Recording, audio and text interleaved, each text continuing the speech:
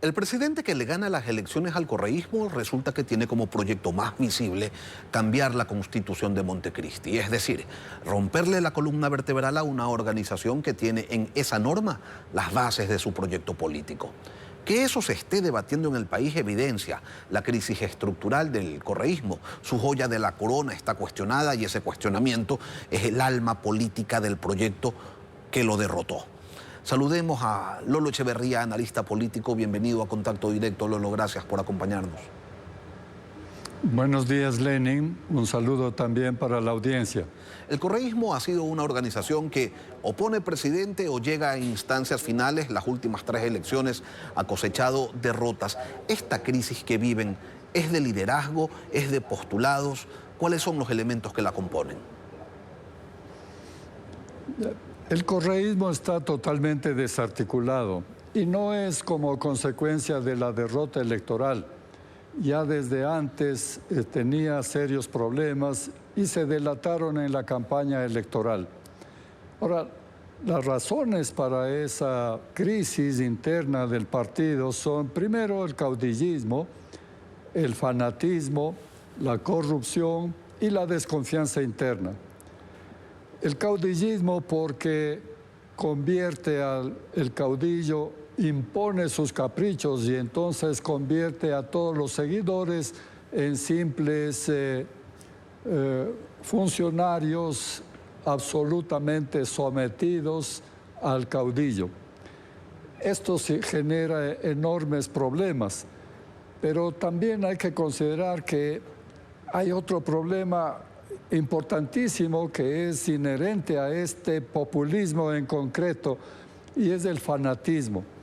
El fanatismo genera cosas tan tontas como, por ejemplo, grabar todo para demostrar que hay discrepancias internas y para protegerse las espaldas. A pesar de que ya hubo en la historia casos tan especiales como el caso del Perú, en donde los caudillos del fujimorismo cayeron precisamente porque grababan todo como arma para chantajear o como mecanismo de defensa posterior. Esto delata una crisis interna, pero casi insuperable. Y esto afectó, creo yo, a la derrota del candidato del correísmo. Siendo esos también los elementos de la crisis, siendo esos, Lolo, los elementos que configuran la crisis, ¿se puede determinar qué es el correísmo qué es el correísmo hoy? Más allá de ser los seguidores de Rafael Correa, ¿en qué creen? ¿A qué principios se deben? No, diría yo que el correísmo es una paradoja. Por un lado, depende totalmente del caudillo, porque los votos le pertenecen a él, porque los seguidores disciplinados le siguen a él. Y por otro lado, saben internamente los mejores cuadros del partido, los que están en los gobiernos seccionales, los que han ganado elecciones, saben que el caudillo es un estorbo, una molestia y un peligro. ¿Y cómo se resuelve esa paradoja? Ese es el problema que tienen internamente. Si el progresismo internacional se desmarca, por ejemplo, de Nicolás Maduro o de conceptos, de ideas como la del Banco del Sur, del integracionismo regional, porque es el mundo el objetivo de gobiernos como los de Lula o los de Boric, el correísmo termina envejeciendo, Lolo, con conceptos y respaldando a dictaduras que ni siquiera sus aliados internacionales se atreven a sostener con la misma vehemencia que desde acá sí se lo hace. Pues si no hay cambios, si no hay una ruptura en esta visión, en este terreno en el que se ha parado el correísmo hoy, ¿cuál es el futuro, la consecuencia de insistir en lo mismo? Bueno, la expresión de que el correísmo envejece no es correcta, porque envejecer no es debilitarse, envejecer no es convertirse en algo negativo. Un partido puede crecer, puede mejorar, puede beneficiarse de la experiencia. Y por eso hay partidos como en Europa, la socialdemocracia, que tiene décadas y sigue funcionando. Bueno, entonces no está en el envejecimiento el problema del correísmo, está en la corrupción. Y esto es, a todos los populismos tienen este mismo problema. La corrupción es la que provoca la perversión de los objetivos y la perversión de los cuadros. La perversión de los objetivos porque ya no es el bien del país, el futuro del país lo que se convierte en objetivo principal, sino los intereses del caudillo. En este caso ya no se interesan en resolver los problemas del país, sino resolver los problemas judiciales de sus caudillos. Entonces, si es que pervierte a los objetivos, también pervierte a las personas, porque cada uno empieza a buscar sus propios intereses y no los del partido y peor los del país. ¿Y el correísmo es viable sin Correa? Ese liderazgo, el de Rafael Correa, pues ha ido perdiendo el respeto ante la militancia. No son pocos quienes lo cuestionan y lo acusan de estar desconectado de la realidad y de buscar únicamente que se blanquee su récord judicial. Ese liderazgo desgastado, ¿hay quien se pueda poner esos zapatos? Bueno, hasta ahora no se ve esto, pero esta paradoja que señalaba hace que la recuperación del correísmo pase por deshacerse de su caudillo y para eso tiene que establecer una estructura partidaria que tenga ideas, que tenga disciplina, que tenga propósito, que tenga planes de gobierno, que forme cuadros. Eso no ha ocurrido porque parte del caudillismo es evitar que surjan retadores. Así que eso hace difícil la recuperación del correísmo.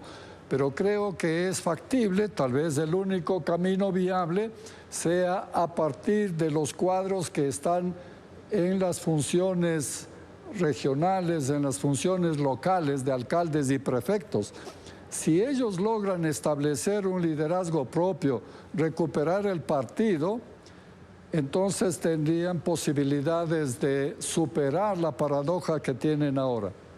Esos cuadros locales que le quedan al correísmo, Lolo, ¿tienen vida propia?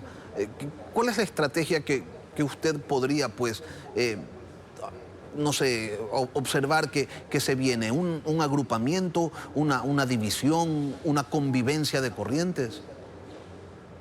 Bueno, sí es posible, por supuesto.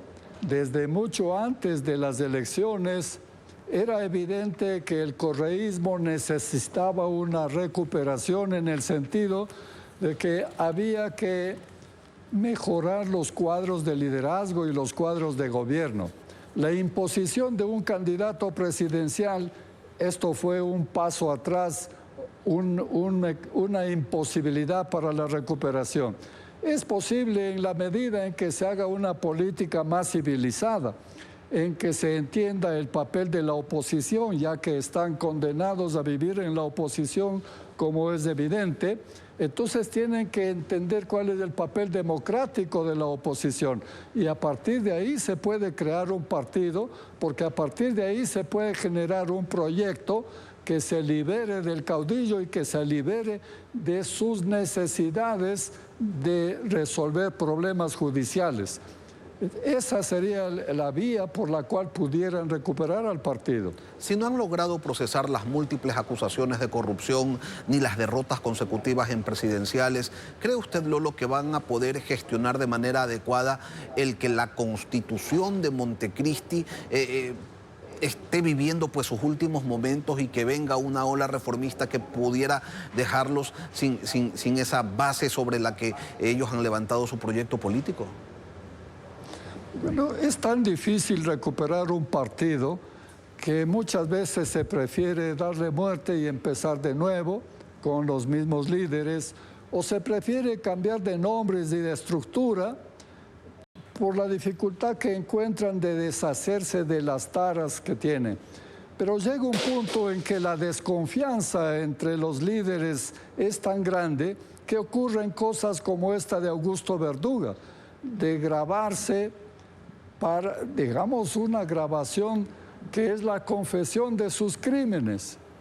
pero esto se hace por una necesidad de supervivencia individual o de grupos pequeños dentro del partido, pero no una necesidad del partido, porque esto es algo más bien destructivo.